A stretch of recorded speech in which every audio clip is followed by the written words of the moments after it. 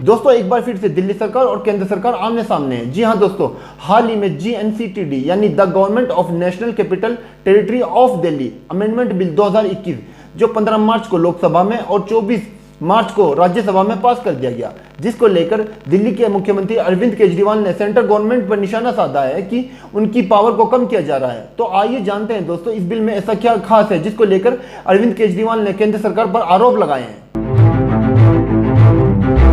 दोस्तों बेसिकली ये bill power को अमेंड्स करता है, यानी दिल्ली सरकार को जो पावर दी जा रही है और दिल्ली के लेफ्टिनेंट गवर्नर यानी LG को जो पावर दी जा रही है, बड़ी आसानी से देखा जा सकता है कि किसकी पावर को बढ़ाया जा रहा है और किसकी पावर को कम किया जा रहा है। दरअसल दोस्तों संविधान के आर्टिकल 239 AA के अनुसार दिल्ली को एक यूनियन टेरिटरी के रूप में एक स्पेशल स्टेट का दर्जा प्राप्त है, जिसके अनुसार दिल्ली में एक चुनी हुई सरकार होती है और केंद्र की ओर से एक राज्यपाल नियुक्त किया जाता है। राज्यपाल को लैंड, पुलिस और पब्लिक ऑर्डर की 3 शक्तियां प्रदान की गई हैं, जबकि इसके अलावा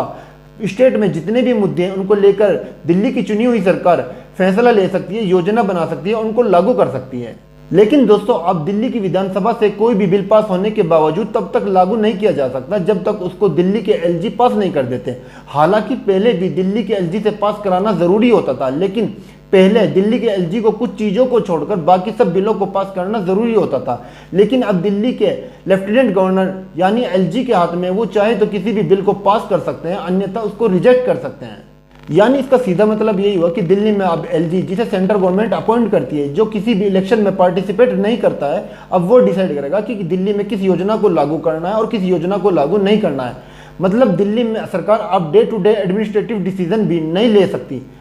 फॉर एग्जाम्पल दिल्ली में केजरीवाल द्वारा लाया गया ऑड इवन रूल या फिर डोर स्टेप डिलीवरी सर्विसेज जैसी योजनाओं को भी अब दिल्ली सरकार लागू नहीं कर सकती। तो ओवरऑल देखा जाए दोस्तों, इस बिल के बाद दिल्ली में LG के हाथ में इतनी पावर दे दी गई है कि जितनी दिल्ली के मुख्यमंत्री अरविंद केजरीवाल के पास भी नहीं है। और यही रीजन है कि आम आदमी पार्टी ने BJP पर आरोप लगाया है कि केंद्र सरकार इस अमेंडमेंट बिल के थ्रू दिल्ली में इनडायरेक्टली LG के द्वारा रूल्स करना चाहती है।